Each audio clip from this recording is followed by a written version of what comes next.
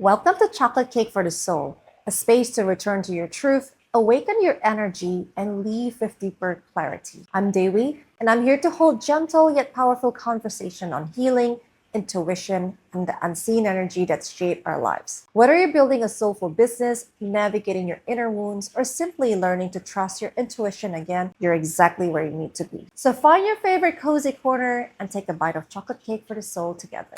I've been reflecting a lot on this lately, how sometimes even when we have the money, even when we've worked so hard to get to a place of stability or success, spending still feels unsafe.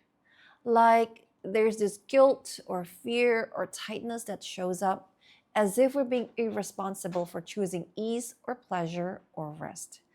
And I knew I wanted to talk about this with someone who understands both the practical and emotional sides of money. Ivana Hariadi is with us today. She's an entrepreneur, a content creator, and a businesswoman who has built multiple income streams from beauty to creative services to real estate. So, Ivana, thank you so much for being here. Thank you for inviting. Just diving right in. So recently, I saw one of your Instagram posts. Lately, I've been reading a lot of your posts, and I really like the post that you mentioned about how sometimes money comes in, but it's meant for something else. Can you tell us maybe a little bit more about the post? And yeah. Okay, so that story actually there's one time I got like pretty huge amount of money for 1 month. So I was happy because I got money. And then suddenly in after 1 month, 2 months after, like my dad got sick. And then I try everything I can do, but still he still cannot with me here today. So long story short, I pay for everything. And the funny thing is the money I got and the money I pay for the hospital, for airplane, for doctor's bills, and then for paying for funerals and everything, the amount I got and the amount I spent, it's almost really similar. So that's kind of like thinking me like, oh, this is money not for me. So what inspired you to create the post? Because what I saw, sometimes I'm thinking like this is money, is it's for me? Like I'm thinking like I'm spending too much. And I see around like people say like my money is not enough, or maybe the money is like people feeling like, oh, why I got this amount and then like just flip the money gone gitu.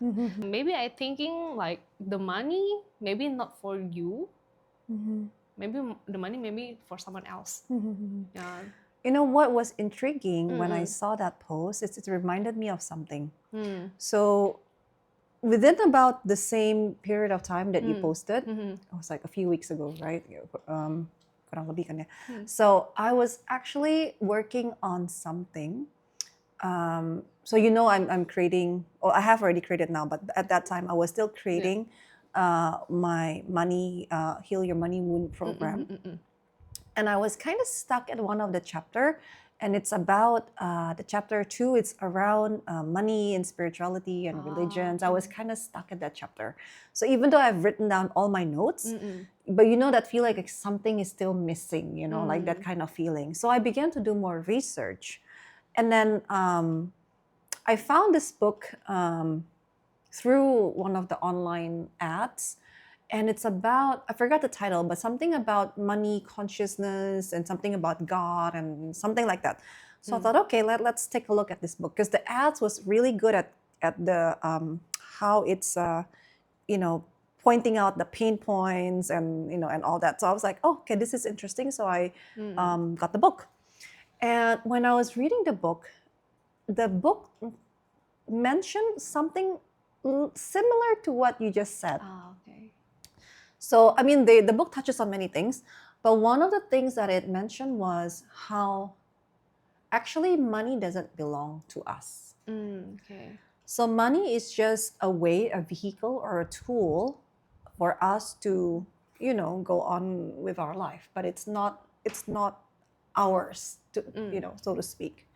And the problem becomes when people get attached to money, right? Yeah. So when money comes in, oh, this is mine. And then because it's mine, then it's hard for them to let go because it's mine. So there's this attachment issue. And the more you have this attachment issue, then the more other issues then, come along because you're not willing to let it go. So then the book also talks about how actually our job is as a steward. So as a steward, it means that it's not yours, but you have been entrusted with it to take care of it until whatever the next destination is, right? So in your case, you have been entrusted with this large amount of money because God knows that you're gonna need this money soon. Yeah. And it turns out, things happen and you need that amount of money to be used in that sense. Yeah. And then if you read my story, my family background is they already prepare with everything. So actually with for he sick and everything, it's actually he have the money, but something happened and then I have to pay for everything. Actually he already prepared for everything for himself. But at that time I cannot get the money. I can take the money because my parents always oh, this is my ATM. This is my ATM. This is the PIN number. There's one certain time, there's one trusted person and actually take everything. So I cannot get the money. So yeah. So okay. So about the money, like you said before, it's okay. It's just money. Yeah. Money, just money. Yeah. And then just pay the bill. So let me just let me be brief. About money, just it's just money. Yeah. Because I think money is form of energy. So if I pay for everything, I feel oh, I'm happy because my parents already give everything to me, raise me well, and then I just pay back. That's okay. It's just money anyway. I can search for it, and for now, I've blessed. I have business. I can creating content. I can do just for the sake of money. I think that's okay. But still, there's some hard feeling because that's my parents prepare for me. But why I cannot access? But that's okay. Yeah, I think that's true.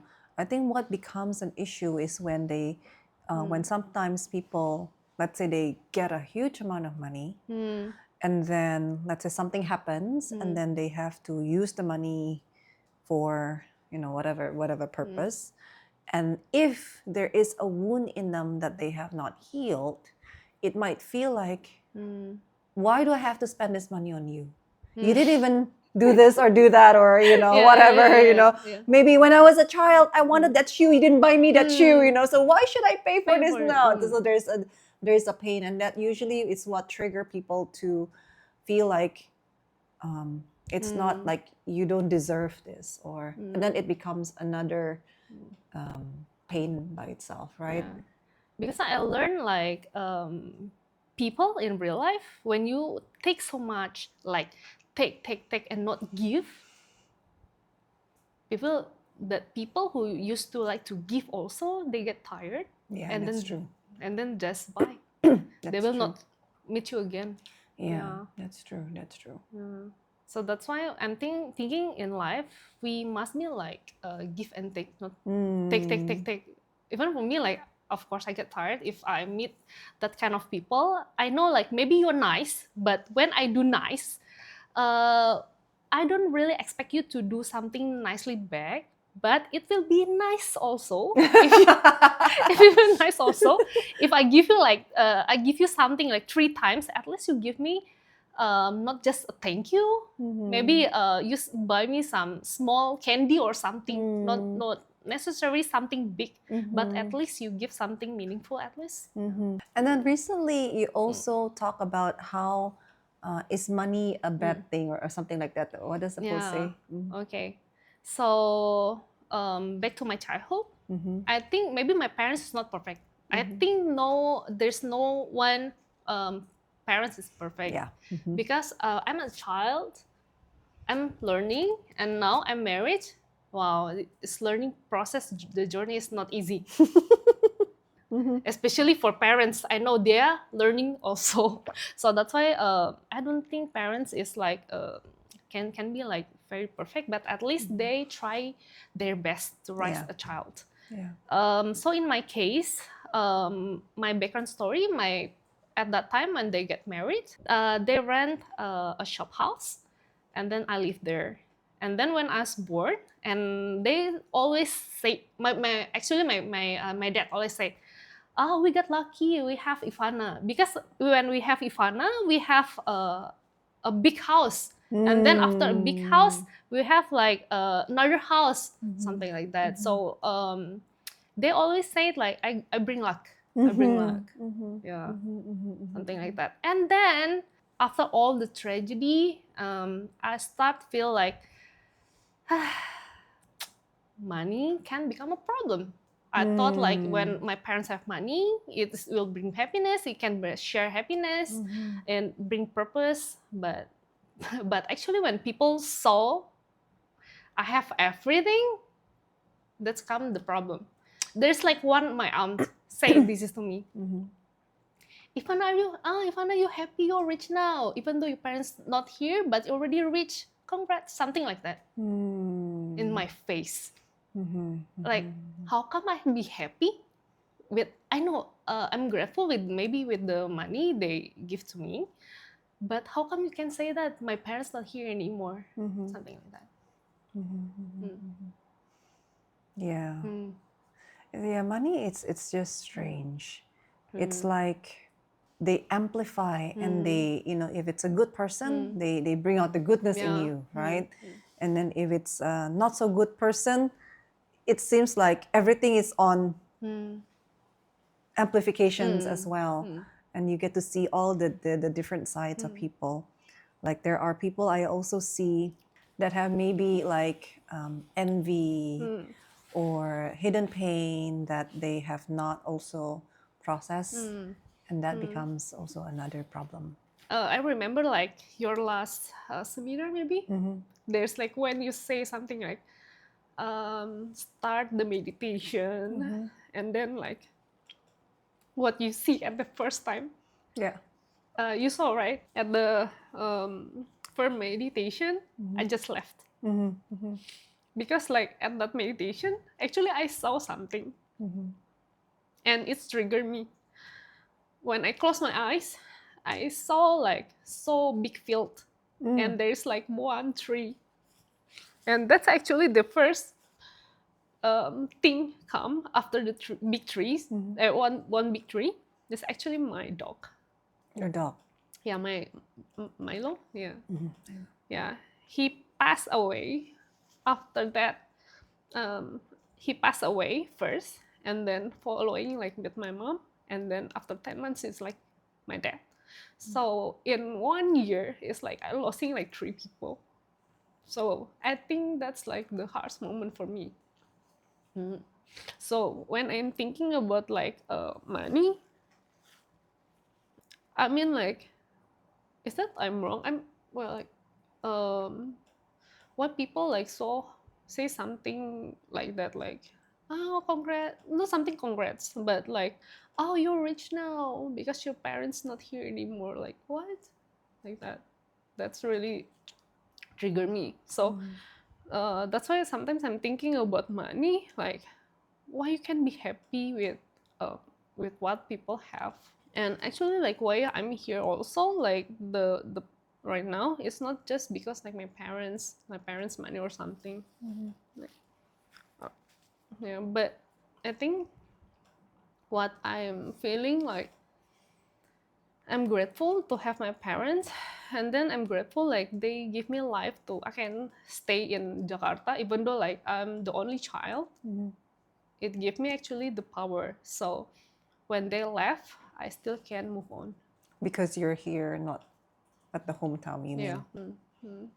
So it's easier for you to move on. Yeah, it's easier. So but sometimes when I go back to my hometown, it's very hard because like usually when I go home and then like my parents there. Right now it's like no anymore. So it's like in the big house, but you're alone. So maybe that's why right now I don't really like if I have like big house because I feel the emptiness. Yeah. So what do you think in terms of from the the life, your life, all the things that you have gone through, in terms of when you look at the topic of money, and if you were to reflect on some of these things that have happened from your childhood until now, what is your view on money now? Like, does it change now?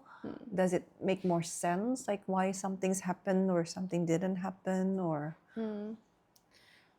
For me, what right now, like the money, I like.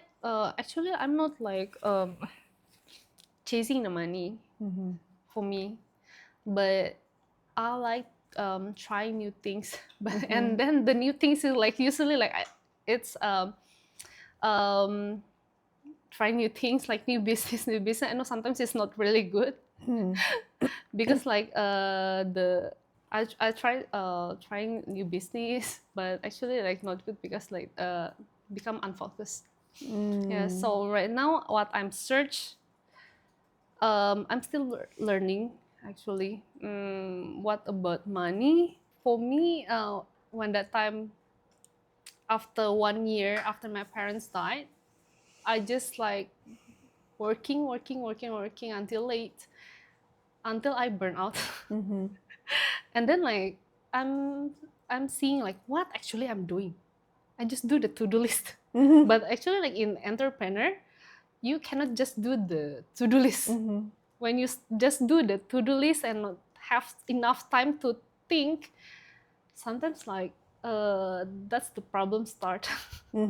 Like why the business not growing? Why I just do the to-do list and unfinished to-do list still come up? And then I get burned out. and then the I unfinished to-do list just still comes up. Yeah, Yeah. the never-ending And then to-do never list. ending to-do list. Never ending to-do list. And then like I'm asking my other partners like, do you think this is normal? Do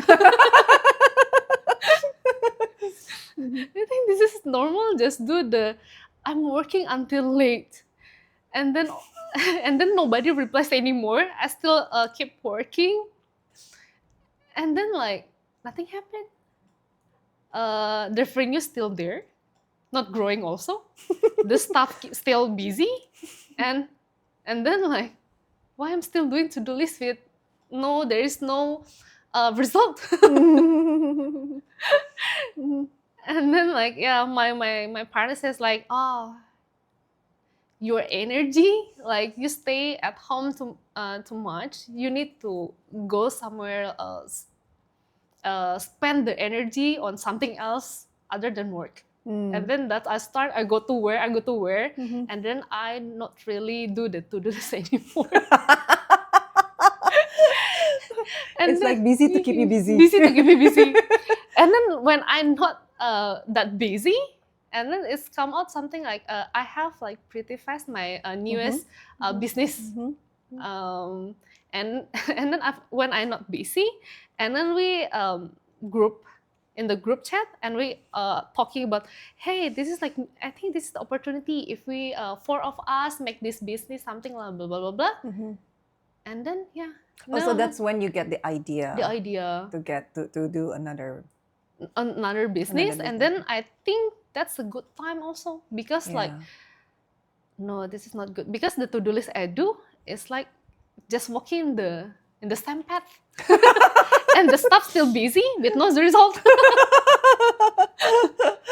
I can relate to that. Yeah. I can relate And to that. sometimes there's like a business, even though you work so hard on that business, but you don't have new idea, the same thing you do everything, and the same other weeks, it's still not good. The revenue is still there. The revenue is still not growing and everything, just like spending so much time for nothing. I can relate to that. It's like sometimes a lot of people think that by being busy, you're more productive. But busy running in circles is just busy running in circles. It doesn't get you further away because you're still at the same spot, but you're just busy at the same spot. I remember when I was just starting out building Skin Dewi. I have 2 young children, and I always say this to myself: "Oh, I'm so busy. Oh, I'm so busy." I mean, I have kids, I have young kids, and then I'm trying to grow the business. So I was very busy, but I keep telling myself, "Oh, I'm so busy. Oh, I'm so busy." And then I remember one night, I was so busy. I was getting burnt out because I was so tired every day. The only time I have for myself, it's like at 1 a.m. when the kids are asleep. And by then I'm so exhausted. I also, I want to spend time for myself, but then I'm tired. I have to wake up early. The kids wake up at 5, at 6. So, I have to wake up also. So I thought, oh, why is my life like this? Why am I so busy? And then one day I realized that what you say becomes your reality, right? Because I keep telling myself, oh, I'm so busy. Oh, I'm so busy. So fast forward a few months later, at around 9 or maybe 10 o'clock, suddenly my children are all asleep. That's like magic. Usually they don't sleep that easily, right? Suddenly I just put them to bed and then they fall asleep. Like, wow, this is great. So I look at the time. Oh, it's still very early. So what I you have do? so much time. So then I was sitting there. I didn't know what to do because I didn't know how not to be busy. I was like, okay, what should I do? I have so much time now. It's still early. I can read a book. I can watch a movie. I can catch up on my whatever other thing I was many watching. options. Yeah, so many options. I don't know what to do. And then I was so stressed because I didn't know what to do. So then I began sitting down and then I began to create more projects for myself. Now that I have time, it's a good time to do this and this and this. And before 10 minutes, I have like 5 projects to keep me busy. So then I began to, start doing the things that I planned for myself to do. And then after that, I realized, wait a second. Why am I creating more things to keep me busy? Because I keep telling myself, I'm so busy, I'm so busy, I'm so busy. That's fine. And when I'm not, I don't know what it means to not be busy. So then my mind will create things. You want to be busy? I'll give you things to be busy, right? Oh, look at that. You have to clean that up. Oh, look at that. There's that project. You have to do that. Oh, you haven't done that one. So your mind will keep creating stuff to make it into a reality. So that's when I changed. After that moment that I realized. How you? So every time I feel like, oh, I'm too busy. No, I pause. I have time. Okay. That's what I said. I have time. Because usually the story is, how can I be not busy? Look, the children is always asking for mommy, and then they always this, like I have this list, right, of things of why I'm so busy. And then since then, I said, no, I have time. I will make myself time. I will have time for myself. That's when I began to, because as a mom, sometimes you lose yourself as a mom. You're busy with the kids, right? So I make time to get more in touch with myself. So I said, I have time for myself. I have time to spend time with myself. I keep saying that. And then? Magic happens. Wow. Magic really, really happens. Since then, the kids are no longer whining. They're no longer looking for mommy. And then when they need to sleep, they just fall asleep right away. Like it was so easy. Oh. But before that, because I always complain, oh, I'm so busy, and the kids is always calling me, they won't be able to sleep if I don't sleep, sit with them and blah, blah, blah. And then when I sit with them, I'm always complaining, why are you not sleeping? You know how busy I am? Go sleep. It's same with scarcity. When you think like, when you're riding a bike and then you're scared, maybe you go off-road. Maybe that's the way we'll go off-road. Yes, exactly. Because then your mind will create that. And I think that's what happened with money as well. Right? Because people will think like, oh, but if I do this later, I don't have money for this, or whatever it may be, like the fear things that comes up, those are actually unresolved issues within yourself. And they come up in different ways, and they will trigger you using the most triggering ways. But that's just actually just a hidden meaning inside all of that. I also remember one point, I was building the factory, and then I was so stressed out because the budget that I actually budgeted for keeps getting bigger and bigger. It's always happen. when you build something, it's always happen. Yeah. So I was like, oh my gosh, how am I gonna pay for this? And then it kept growing. And then every time I go to a meeting with the contractors, there's always something wrong that needs more money to fix and need more budget. I'm like, oh my gosh, when is this going to stop? Because now it's and then I was so stressed because I didn't know if I have enough budget to pay for all of this, and I was so stressed. And then I realized one thing.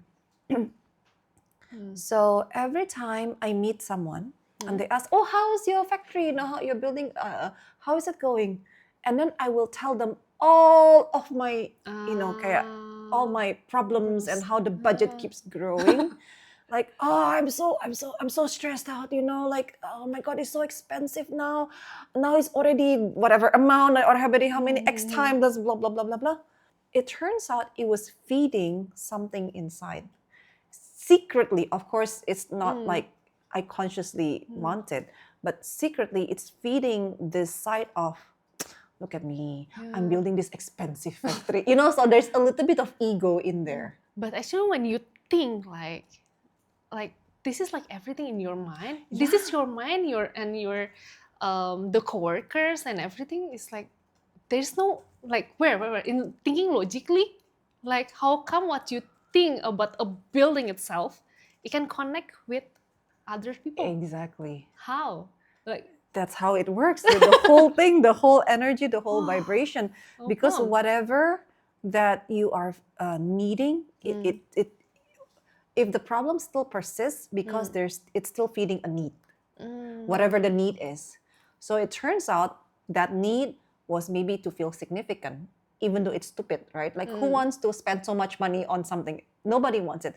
But it was feeling this needs of needing to be significant. Maybe it needs to be validated, whatever it may be. Even though on the logical mind, like, of course, everybody wants to spend the least amount and make the most amount in the terms of business, right? Yeah. But because I was dealing with a lot of insecurities and all that, so it was feeding that side of me.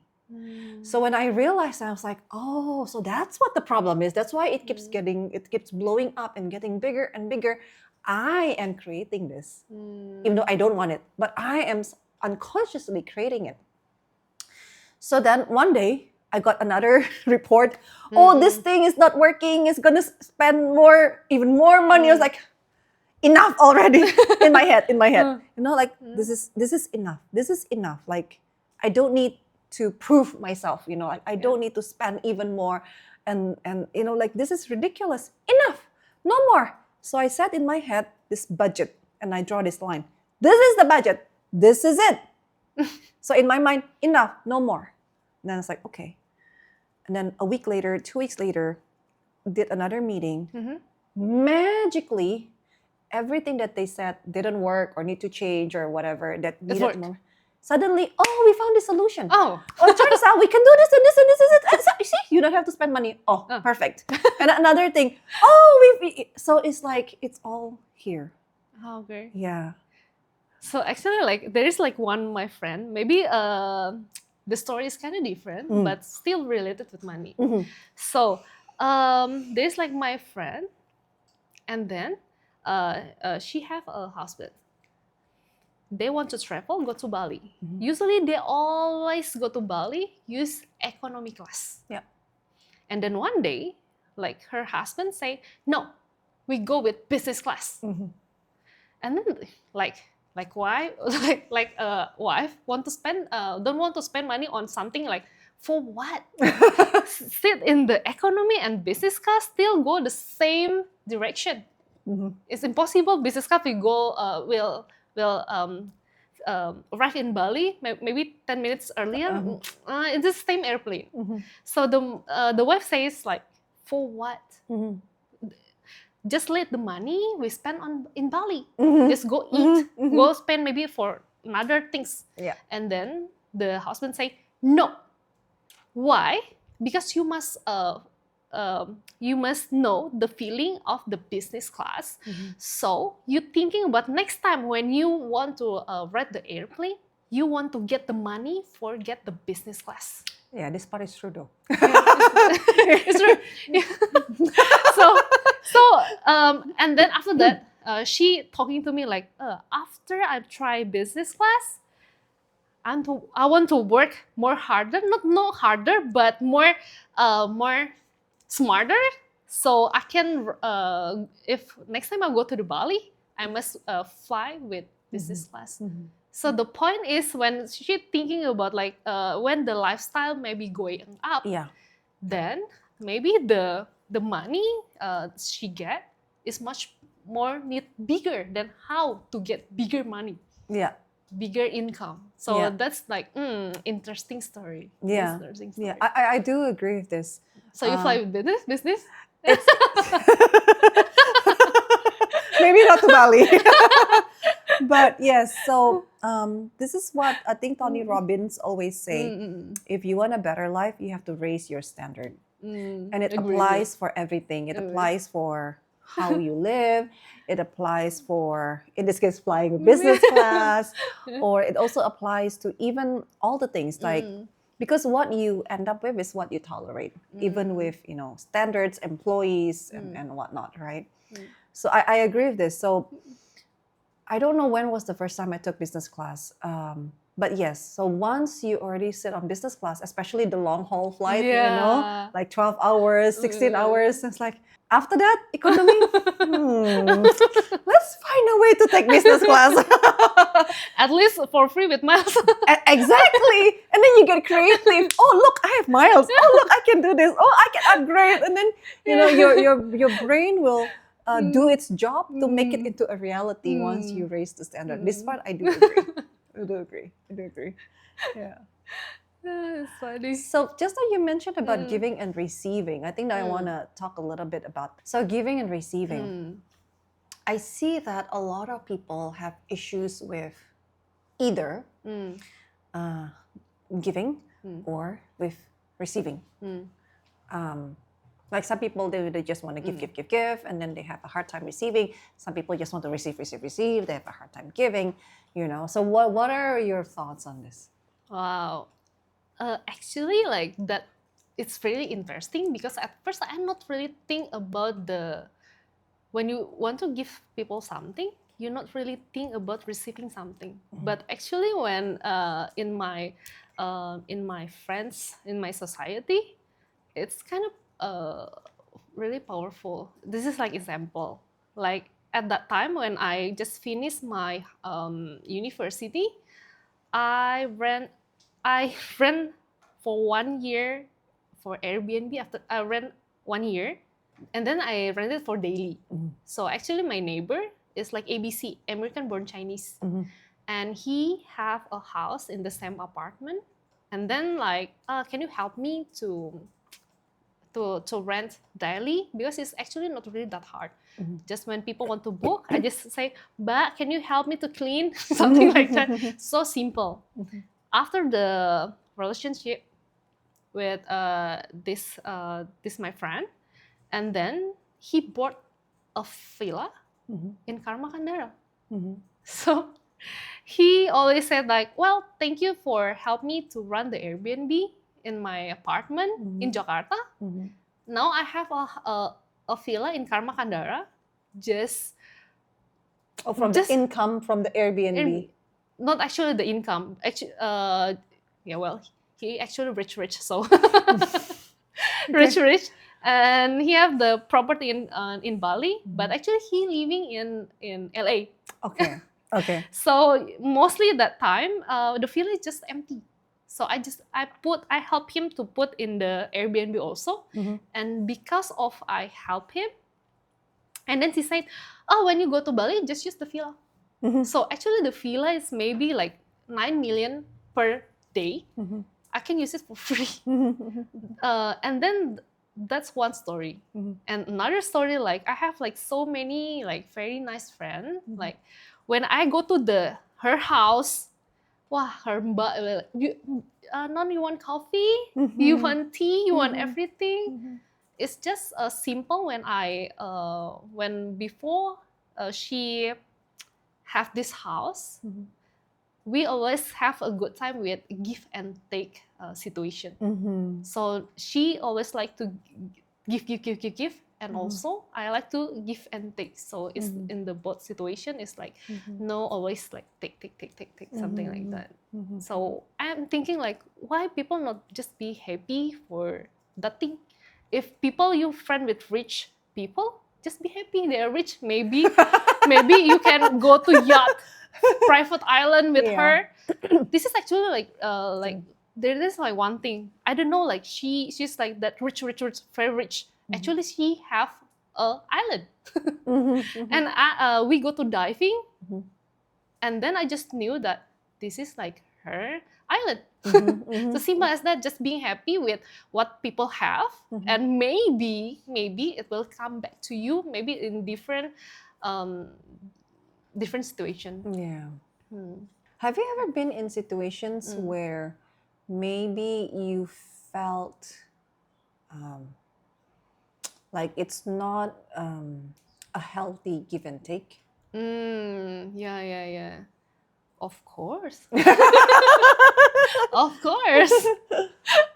And okay, so at my case, maybe I saw some people like feeling entitled, maybe because I'm sick. Oh, it's supposed to be do something like that. When I'm sad, it's supposed to be you maybe give me something like that. Maybe sometimes some of my friends, like if they're sad or something, I like to send something. So if it's you're like sick, an expectation. yeah, expectation. And then like there's like one case, like when I want to visit her, and then like she give me a coat. She wants something this, and actually I'm trying to get this, but at that time maybe because the traffic is too crazy, so I'm thinking to buy another gift. And then when I bring to her, and then she says like, do you bring this thing? No, but it's kind of same matcha, but maybe different brand, something like that. Yeah. And then like, oh, okay, just like that. Even though I bring you another matcha, but it's still like my effort to bring you the matcha, like that. So sometimes I'm thinking people like too entitled with what we give.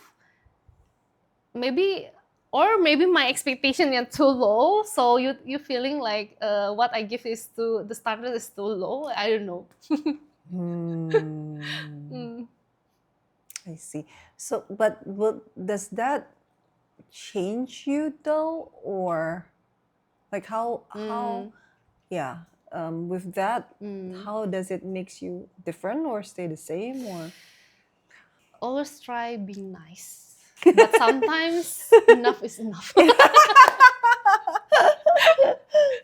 Enough is enough. I try my best, but at certain point, enough is enough. How about you? Do you have any experience? I think for me, is one of the lessons that I learned is to be a better receiver. And I remember one maybe pain point that I remember clearly. So in the past, I had nothing to do, so I like to help out friends with whatever. And then a good friend of mine, she bought the Lady Dior bag. And she wanted to give that to me. Oh. Yes. So I was like, oh. Exactly. It's like, exactly. And thank you. At that time, I wasn't ready to receive. So when she wanted to give that to me, I was so shocked. And then I thought, oh my God, how am I going to repay her? I have to buy what, an Hermes bag? You know, like A minimum then a Chanel. a minimum a Chanel, exactly.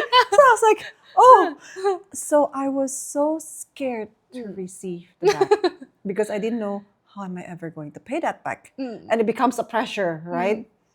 So then I told my husband about it, and he's like, no, don't receive. If not, how are you going to pay back? What are you going to give her? Yeah, what am I going to give her? So in the end, I politely declined. I mean, I'm grateful, but I politely declined the bag.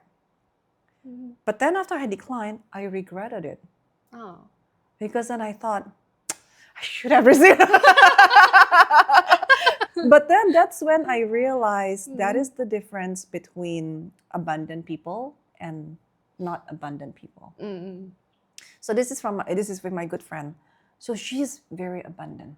She can receive watches, gifts that are like hundreds of thousands of dollars as a gift. And she's like, thank you very much. She'll take it. That's when I learned that really abundant people, they can receive more. That's why they're rich, because they can receive more. And then I started looking and noticing other people that are not so, let's say, well-to-do. If you try to give them something, they feel like, number one, why are you giving this to me? Why, you think I cannot afford it? They get offended. Because it's actually their own insecurities that got triggered, right? Or number two, it became like a burden because, oh, you give me this? What are you expecting from me? It became a burden for them to repay back, which was that's where I was, it became a burden for me. How am I going to pay her back? So that's when I learned about abundance. And I remember I shared this story to a friend.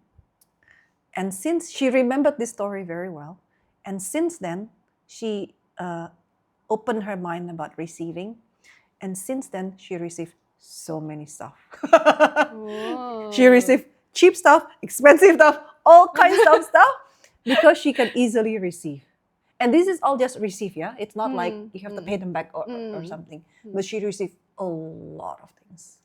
But when you think, when she receives something, also there is like one thing, like maybe she do very nice to people. There is something she do before, like I think people she's give. just, exactly. I think you're just a nice person, and then people just want to give to you because you're nice. Nice. Yeah. As simple as that. As simple as that. Yeah. And it's not like they give you something, in expectation for something. That's totally different, right? That's like a barter. But there are friends that I just like you very much and I really appreciate you. I just want to get you something. There are people like that you just want to give them something. So you have to be a good receiver. So that was my lesson. But yeah, so for me, it's easier for me to give than to receive. But I'm a better receiver now. But of course, I think part of the challenge is the societal, cultural expectations. Like there's this hidden rules of if somebody gives this to you, you must send them back. If not, they'll talk about you behind your back. Oh, look at them, they get this, they don't even send anything back. I think there's that cultural stuff that we have to face. That is sometimes it becomes a burden. But aside from that, I learned to be a better receiver. That was one of the lessons. And then I think the second lesson is learning to ask for help, which is also very difficult, especially when learning to ask for help for money. That's even more difficult. Yeah. But actually, do you have any experience? Because in my experience, like people don't ask me for money, actually. I do, actually. Oh, can you share? like which people we can loan the money, and which people we cannot loan the money. Yeah. Okay. So for me, it's not so much about loan. Part of my problem is number one, I think learning, not problem, I think one of the lessons that I learned is learning about, number one, boundaries. Number two, learning how to give, who to give, and when to give. And number 3 is learning about responsibilities. And number 4 is really discerning the meaning of giving, because giving has so many meanings, you know. There's the gift that you just want to give because whatever. And then there's the gift of I give you, but you must do something back. So there's a reciprocal kind of transactional. And then there is the I give to you so I can control you. Like a lot of people do that with money, right? Like, for example, they come from a rich family. Maybe the grandpa is very rich. And then they use money to control all the kids, all the grandkids. Like you cannot do anything. If not, I will disown you and then you don't get the money, you know, or something like that. So they use that for control. And many more. And then there's also the giving because it makes you feel more worthy. So it's like trying to validate yourself or validation. So I learned so much about all the many phases of giving, and also learning to give to the right person at the right time is also crucial, because not everybody is ready to receive, and giving at that time when they're not ready is also not good. But the biggest lesson of all, from all the giving that I learned, is to give to myself. Okay, nice. But actually, like, I have like one follow-up question. Like, why there's like a person like really easy to get money from everywhere, like from anything. But there is like one person, when they want to get money, they must be like work very, very hard to get the money. Why? It's the belief system. Oh, as simple as that. As simple as that. As simple as, I have to work hard to get money. Somewhere in their blueprint of how to do life, there's that belief system that says that money comes when I work hard. Okay, because I read a book recently, and then like in the book say something very interesting. Recently I read a book. Is it telling us about the red car? Do you ever read about red car? RAS, Reticular Activation System. Yes, it's very fun because like I just thinking like interesting, because like when I ask you like from peak to here, how many red cars do you saw? Like maybe you don't know, but when I say something, and next time when you come here, I give you 5 million if you know how exactly how much amount. So the point is like when you focus about one thing, and then like that focus and some noises that other cars you not really see, you're not really focusing, but you're focusing about something, and it maybe become the reality. It become reality. Yeah. When we focus about like the money is easy, maybe the money will come very easy. When you focus about like trying new business, maybe another project will come to you. As simple as that. Wow. As long as you don't get stuck in always creating something new. So many people get stuck in that hole. Oh, this doesn't work. Okay, let's create something new. Oh, this doesn't work. Okay, let's create something new. And then nothing really works out because they keep creating something new. Ada loh temen gue yang kayak gitu soalnya. So thank you so much, Ivana, for coming. This is a great conversation. Thank you so much for being here. We really love chatting with you. Penutupannya apa lagi ya? Mungkin one last comment that you want to share before we close. When you focus about something, it's maybe become reality, your real reality in real world. Thank you for sharing this sacred pause with me today. If something in this episode stirred your heart or softened your edges, I'd love for you to subscribe, like, and share with someone you love, and leave a kind review. It helps this soul space reach those who need it most. Until next time, may you trust your inner voice, nourish your spirit, and treat yourself to something sweet.